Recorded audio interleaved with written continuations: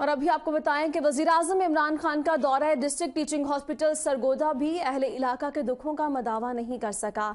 इस बारे में मजीद बता रहे हैं नुमाइंदा आप न्यूज़ जाहिद बेग हमारे साथ मौजूद हैं। जाहिद बेग, बताइएगा, दौरे के बाद भी किसी किस्म की तब्दीली नहीं आई?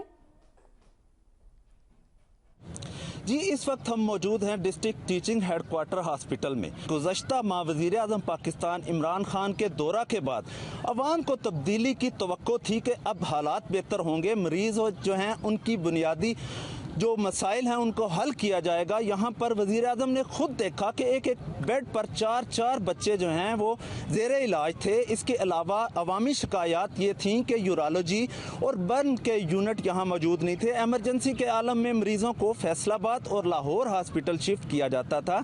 इसके अलावा अमला के रवैया के बहुत ज़्यादा शिकायत थी, जिसमें अद्वियात जो हैं वो बाहर से मंगाए जाना। यहाँ पर अब शहरियों का मुतालबा है कि वज़ीर आज़म इस सारे अमर का नोटिस लें और हालात को बेहतर बनाएं।